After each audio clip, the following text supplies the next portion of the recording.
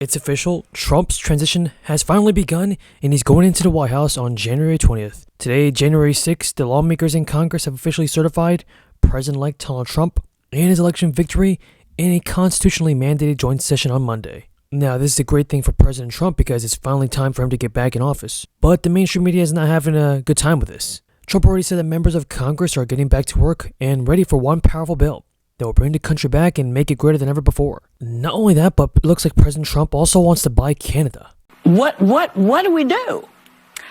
I think we need to find moral clarity, in this country. And I just remember after January 6th, you had someone like Mitch McConnell placing the blame on January 6th where it belonged, squarely on Donald Trump's shoulders. And then you started seeing people backtrack that and losing their moral center. You had Condoleezza Rice, I believe, on this very show saying, we need to move on from January 6th. I say no. You don't move on because January 6th was an atrocity. It was one of the worst moments in American history. And when you think about the worst moments in American history, like World War II, things that happened, like the Holocaust, chattel slavery, we need to never forget because past becomes prologue if you forget any race. So I remember sitting down and Jim Eastland, I ran because of civil rights in my state. We were segregated by law to our great shame. And here Jim Eastland and, John Stennis and Herman Talmadge and all these guys, these Southern, by any definition, racist senators. And I sat there and listened. Teddy and Eastland would go at it, hammer and tong up on the floor. They go down and eat together. They didn't leave their values behind, their points of view. But they sat and ate with one another. See, for women, women are known to be more, shall we say, ethical than men. And so when they go after women candidates, they go after their ethics. A bipartisan or even nonpartisan event where the leaders of this country come together to count the electoral votes. There's Ted Cruz, a senator from Texas, who was one of the main individuals who helped cause what happened 4 years ago by putting forward the falsehood that the vice president could somehow do something to stop the electoral count. There's Democratic leader Hakeem Jeffries or Catherine Clark, his number two. What are your thoughts as you watch this in action, Caitlin? Ted Cruz obviously was the first senator to object. And obviously, just looking back on this, what the vice president maintained at the time, as Mark knows well, was that he did not have the power to block the certification on this day 4 years ago. And he didn't. What we have seen is the Electoral Count Act that was passed reaffirming that interpretation of the law. So people like John Eastman, who Pence later referred to as a crackpot of attorneys that Trump was listening to at the time, could not make that argument. But also it changed the threshold for how... Nancy Pelosi decided to use January 6th for partisan gain, though. She appointed... She refused to let Kevin McCarthy appoint Republicans to the committee. She didn't let Republicans hire staff to the January 6th Oversight Committee. They didn't allow cross-examination. The January 6th committee had the Republican of all Republicans, Liz Cheney, on Liz Cheney she was not booted out of your party. I mean, she wasn't appointed by her conference like Dick every Cheney's other daughter. committee. She wasn't appointed by the Republican conference. Good Republican. Also, let's not forget that a lot of what he's talking about on the border and on taxes, this is stuff that's going to cost money. Yeah. So we're actually talking about some of the more difficult parts of this because Republicans are getting ready to put an agenda that's going to be hugely expensive. It's a question of whether it will be paid for at all, and if it is, how, and if that's going to come with cuts. I mean, look, we're in for another couple of months of potentially some pretty big legislative fights, even within the Republican Party. I don't think that there's going to be a lot of appetite for huge fights over all of these people. I think even a Tulsi Gabbard, I could easily see some Republicans saying, this is a person who's serving inside the White House, let the president have who he wants. But on DOD, that might be something different. On DOJ, that might be something different. But they've got to dispense with this pretty quickly. I think the one thing about having Trump as the president while these policy fights are emerging is that he's already shown he can rein in. Gentlemen, thank you. I think You want to talk about Justin Trudeau? I wanted to talk about Canada. We talk about Canada? God bless the truckers. That's what I'm saying. Well, there's a direct line from those truckers to what's happening today. Good riddance. I'm sleeping. It's only Monday. It's my first day back. This is hard on me. Sarah, please take it. I'm going to take it from here because guess what I'm going to do? Talk about Canada.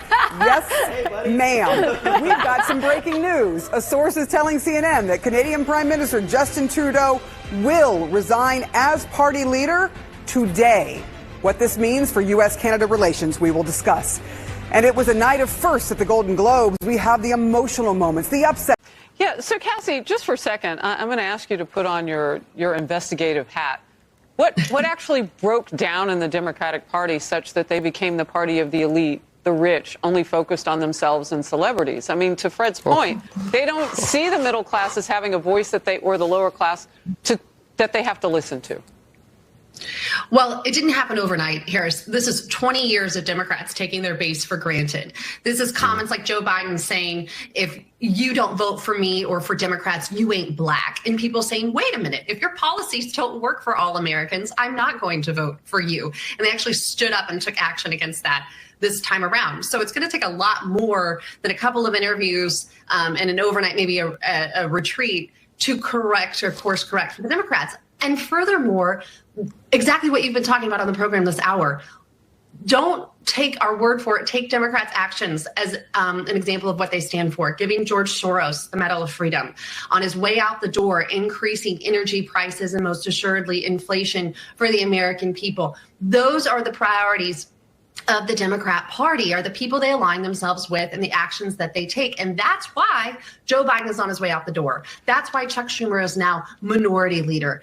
And to my good friend Fred, every single time that you say, well, that guy doesn't count, he's not a Democrat anymore, is one more time that you're not learning your lesson. And Republicans have had to take our humble pie and learn our lessons over the years. And Donald Trump has been the largest megaphone for saying, this is what the American people want, and this is what I'm going to give them. All right. And Democrats either need to take note of that or continue to enjoy living in the minority. The state of the vote for the President of the United States, as delivered to the President of the Senate, is as follows. The whole number of the electors appointed to vote for President of the United States is 538. Within that whole number, the majority is 270. The votes for President of the United States are as follows. Donald J. Trump of the state of Florida has received 312 votes. Kamala D. Harris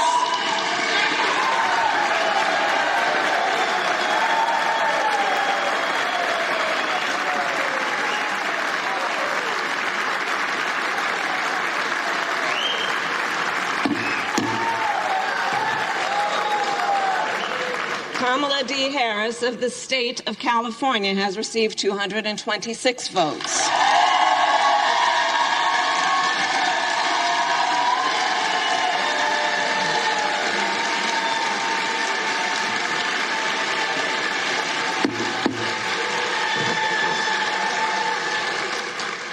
The whole number of electors appointed to vote for Vice President of the United States is 538. Within that whole number, a majority is 270. The votes for Vice President of the United States are as follows. J.D. Vance of the state of Ohio has received 312 votes.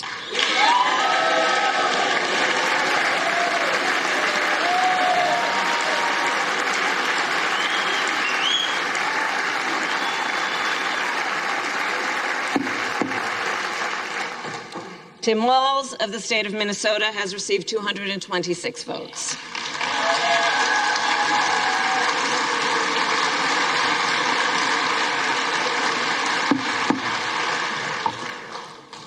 This announcement of the state of the vote by the President of the Senate shall be deemed a sufficient declaration of the persons elected, President and Vice President of the United States, each for a term beginning on the 20th day of January 2025, and shall be entered together with the list of the votes on the journals of the House and the Senate. Thank you very much.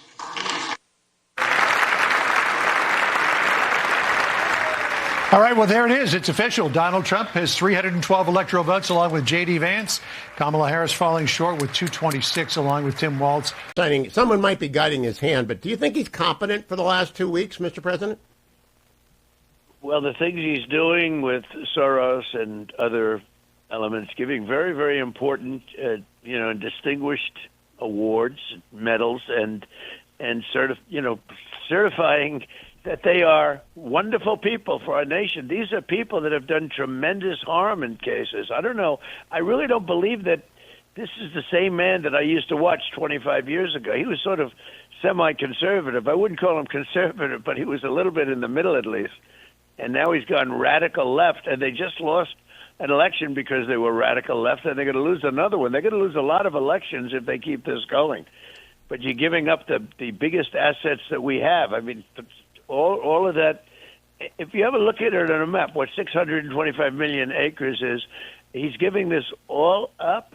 And it's extraordinary. And I think it's an abuse of that statute, and I do think you can reverse it, if not. The good news is I can change it immediately. It'll be changed on day one. I can change it immediately. Now, they'll do everything they can to make it as difficult as possible. They talk about a transition. They're always saying, oh, no, we want to have a smooth transition from party to party of government. Well, they're making it really difficult. They're throwing everything they can in the way. They're giving out trillions of dollars in nonsense, in Green New Deal crap that isn't worth a damn thing. In fact, it's a negative for the country, not a positive. And they're giving out money at levels that nobody's ever seen just to get the money. They're throwing it at people. They're throwing it at Syria this morning. The State Department announced this morning they're sending humanitarian aid to Syria. We don't know who's running Syria. I don't know who's running the State Department, but it's kind of crazy.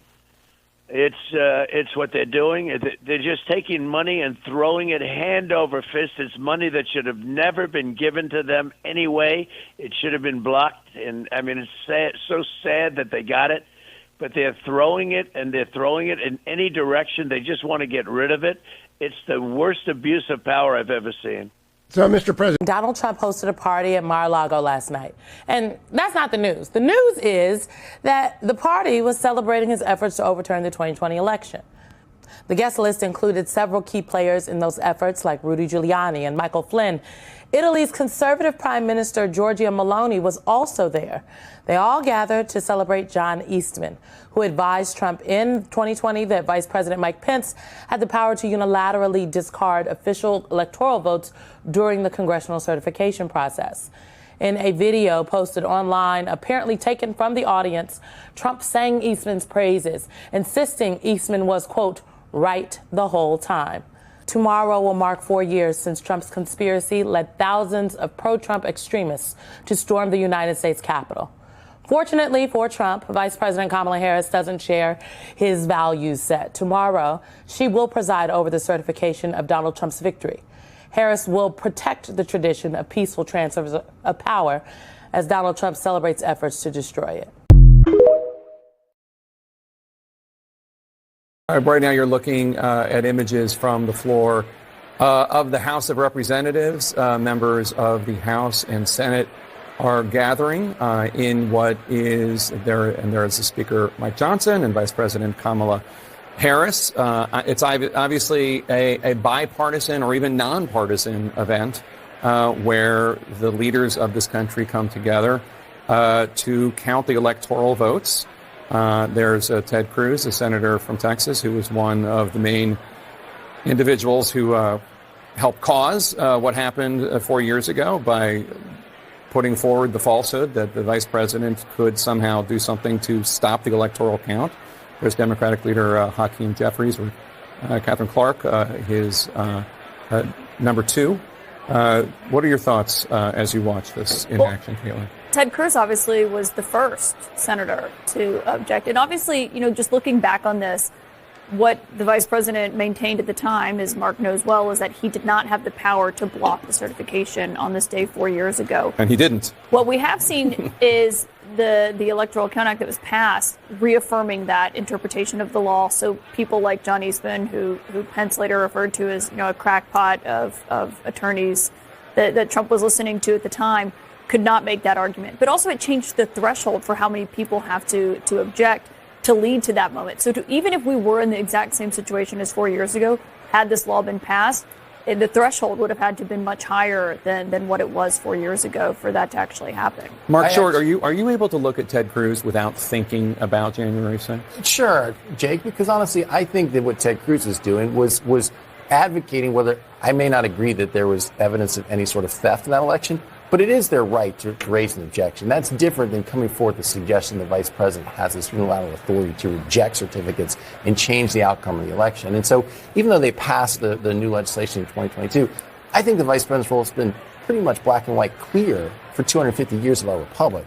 So I don't think there is really that much question of what the vice president's role was on that day, and that's the same role vice presidents have executed since the beginning of our republic. Can you imagine, by the way?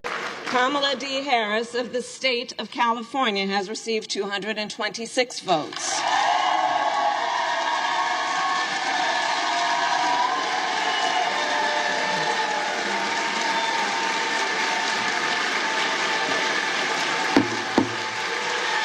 It was obviously a very important day, and it was about what should be the norm and what the American people should be able to take for granted, which is that one of the most important pillars of our democracy is that there will be a peaceful transfer of power. And today I did what I have done my entire career, which is take seriously the oath that I have taken many times to support and defend the Constitution of the United States, which included today performing my constitutional duties to ensure that the people of America, the voters of America, will have their votes counted, that those votes matter, and that they will determine then the outcome of an election. I do believe very strongly that America's democracy is only as strong as our willingness to fight for it. Every single person, their willingness to fight for and respect the importance of our democracy. Otherwise, it is very fragile, and it will not be able to withstand moments of crisis. And today, America's democracy stood. Overnight, just before the anniversary of January 6th, Donald Trump reunites the key players in his plot to overturn the 2020 election. Audaciousness of it. The in-your-face MFer. Those individuals who tried to help him overturn the 2020 election being welcomed back to his estate here in Florida. No pool camera, no editorial allowed into Mar-a-Lago for the events, no readout. It is absolutely unconscionable for a foreign leader to have been a part of that. There is only one president at a time. This is sickening. This is sickening. I am sick. Peter Navarro, Jeffrey Clark, the people that went to the Capitol to take up arms against the United States government, those people are not patriots. What Donald Trump did last night is a disgrace to this country. It's a disgrace to the Constitution. And they're letting you know where their values are, what they think, and frankly, that if the president-elect was not successful in this last election, that they would have done it again.